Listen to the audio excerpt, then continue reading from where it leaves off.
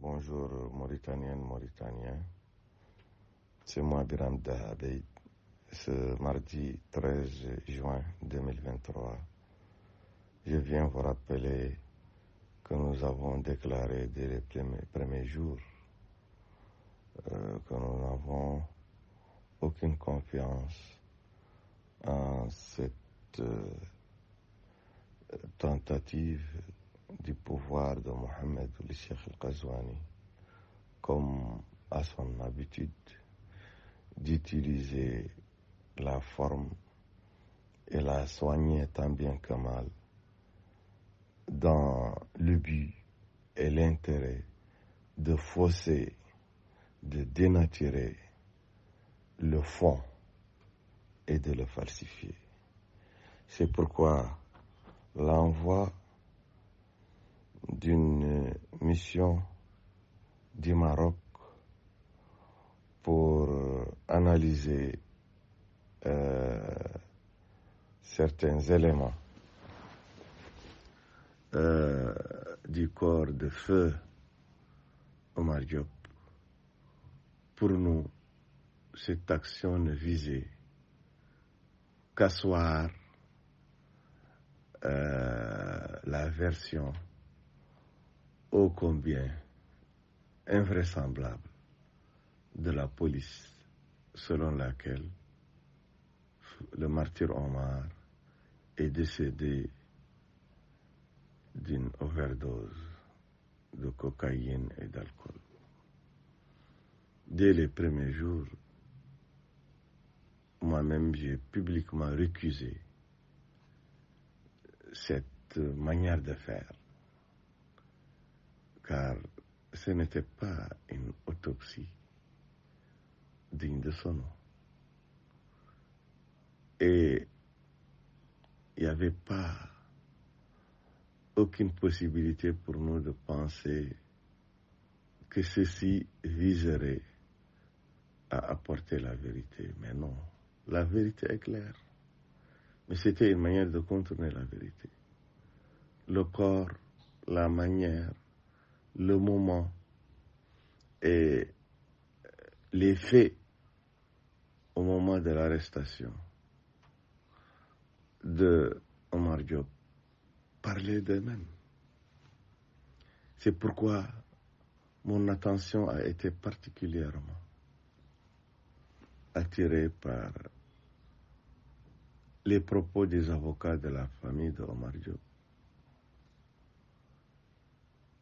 Ce Fouseynou Soumaré qui est cité, qui est emprisonné, qui a témoigné, et son témoignage est vivant sur les réseaux sociaux, par vidéo, par ses propres propos.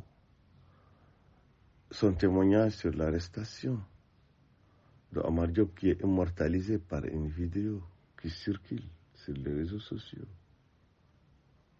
Omar Diop était debout lorsqu'on l'arrêtait, lorsqu'on le frappait, lorsqu'on le menottait, lorsqu'on le maltraitait.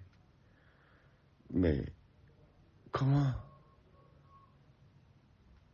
chercher à asseoir la thèse de la police qui dit avoir pris Omar Diop lorsqu'il était évanoui, perdant conscience sous les coups de prétendus voyous qui le frappaient.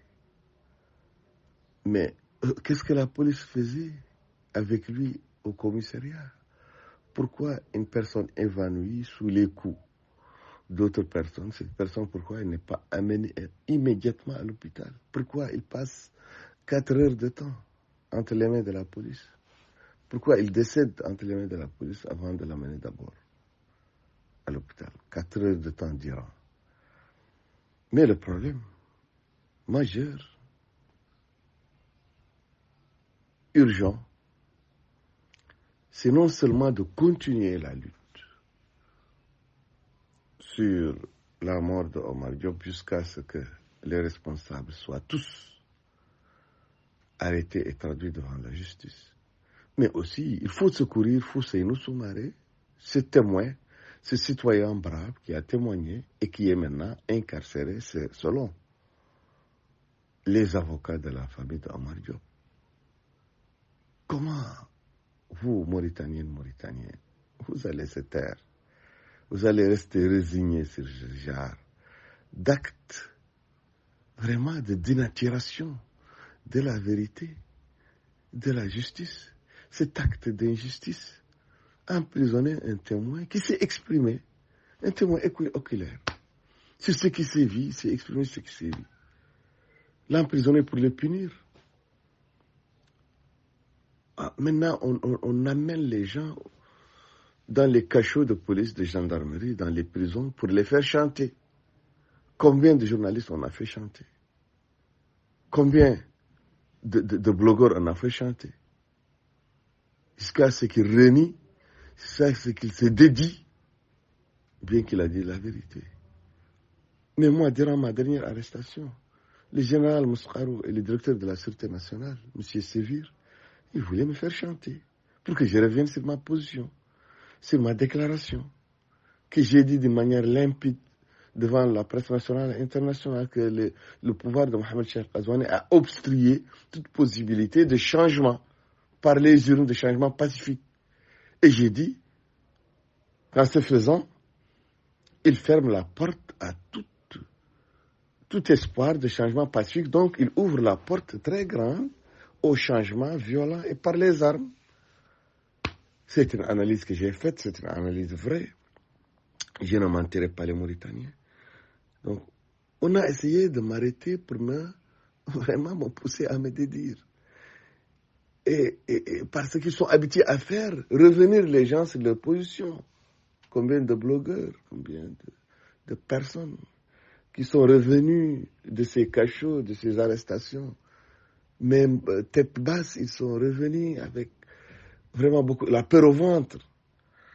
Fousseinou maintenant est soumis, Fousseinou Soumaré, c'est témoin. Il est soumis maintenant à ce stratagème. Mais il faut le soutenir. J'appelle toutes les militantes et les militants de IRA en Amérique, en Europe, en Afrique, en Mauritanie, en Nouakchott et à l'intérieur du pays, à penser à lui, à chercher à la sortir de là, à se mobiliser pour lui, à se mobiliser pour Fousseinou Soumaré et à se remobiliser encore pour que l'affaire de Omar Diop ne soit pas vraiment tuée de cette manière dont a été tuée l'affaire de Souvib Lichin. Il faut que les gens se mobilisent pour que les jeunes Mohamed Remy Samb, dont personne ne parle, tués vraiment de manière lâche, de manière insolente. Vraiment, c'est une manière de montrer aux Haratin qu'ils sont des moins à rien dans ce pays, des moins que rien dans ce pays. C'est une manière de leur dire, on peut vous tuer comme des mouches. Voilà, vous êtes impuissants, vous ne pouvez rien faire. Vous êtes soumis, vous resterez soumis. Vraiment, je pense que la mobilisation doit continuer. Les mouvements de droits civiques, les mouvements de droits de l'homme, toutes les voix qui s'élèvent contre l'injustice, le racisme, contre la banalisation de la mort des humbles dans ce pays, des Noirs dans ce pays, doivent se mobiliser, doivent s'unir. C'est plus important que toutes les élections. C'est plus important que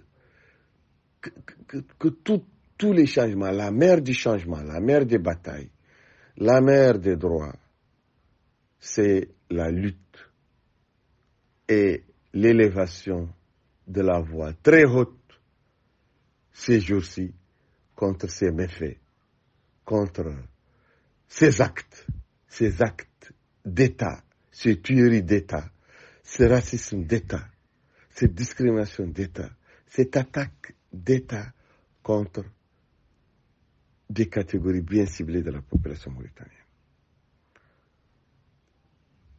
Donc bougez-vous, bougez pour sortir le brave témoin, le brave citoyen Fousseinou Soumaré des geôles